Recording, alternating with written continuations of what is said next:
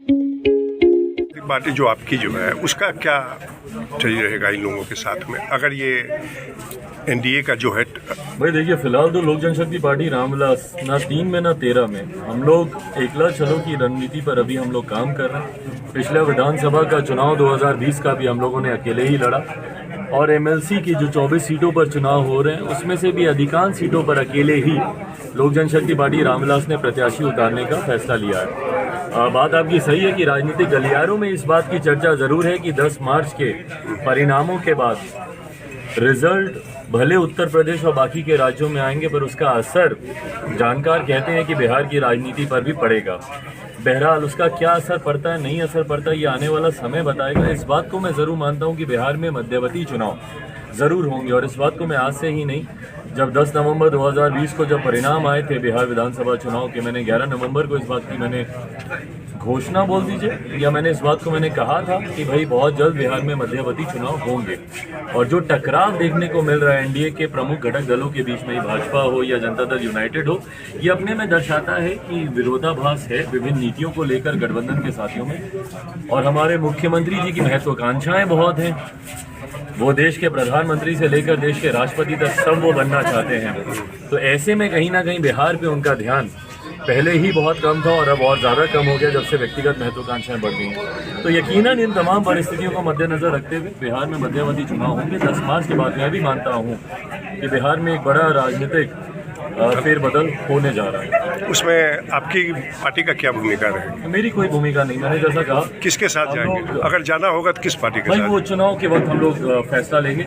General practice भी यही कहती है कि गठबंधन की घोषणा आमतौर पर चुनाव के वक्त ही होती है। मौजूदा जो लोग अभी एनडीए गठबंधन का हिस्सा हैं वो चुनाव की घोषणा के वक्त किसी और गठबंधन का हिस्सा थे, तो गठबंधन चुनाव के वक्त ही तय किया जाता है। जनरल प्रैक्टिस भी यही कहती है। तो जब नोटिफिकेशन आएगा, जब अधिसूचना जारी की जाएगी, गठबंधन का चयन करके उसकी घोषणा भी की जाएगी, पर तब तक प्राथमिकता लोक जनशक्ति पार्टी के जनाधार को संगठन का विस्तार करने की है। ठीक, पार्टी जो आपकी जो है उसका क्या चल रहेगा इन लोगों के साथ में अगर ये एनडीए का जो है? भाई देखिए, फिलहाल तो लोक जनशक्ति पार्टी रामविलास ना 3 में ना 13 में हम लोग एकला चलो की रणनीति पर अभी हम लोग काम कर रहे हैं। पिछला विधानसभा का चुनाव 2020 का भी हम लोगों ने अकेले ही लड़ा और एमएलसी की जो 24 सीटों पर चुनाव हो रहे हैं उसमें से भी अधिकांश सीटों पर अकेले ही लोक जनशक्ति पार्टी रामविलास ने प्रत्याशी उतारने का फैसला लिया है। बात आपकी सही है कि राजनीतिक गलियारों में इस बात की चर्चा जरूर है कि 10 मार्च के परिणामों के बाद रिजल्ट भले उत्तर प्रदेश और बाकी के राज्यों में आएंगे पर उसका असर जानकार कहते हैं कि बिहार की राजनीति पर भी पड़ेगा।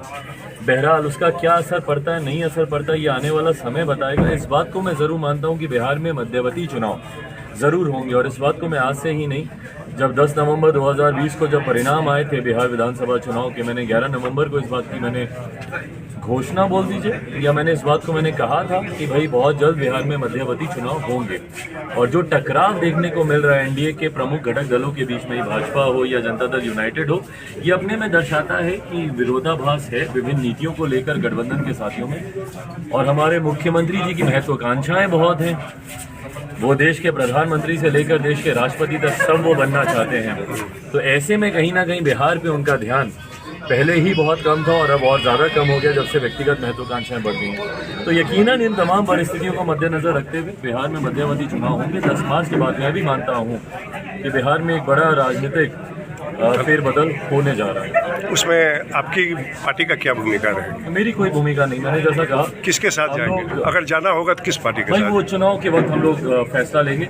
जनरल प्रैक्टिस भी यही कहती है कि गठबंधन की घोषणा आमतौर पर चुनाव के वक्त ही होती है। मौजूदा जो लोग अभी एनडीए गठबंधन का हिस्सा हैं वो चुनाव की घोषणा के वक्त किसी और गठबंधन का हिस्सा थे, तो गठबंधन चुनाव के वक्त ही तय किया जाता है। जनरल प्रैक्टिस भी यही कहती है। तो जब नोटिफिकेशन आएगा, जब अधिसूचना जारी की जाएगी, गठबंधन का चयन करके उसकी घोषणा भी की जाएगी, पर तब तक प्राथमिकता लोक जनशक्ति पार्टी के जनाधार को संगठन का विस्तार करने की है।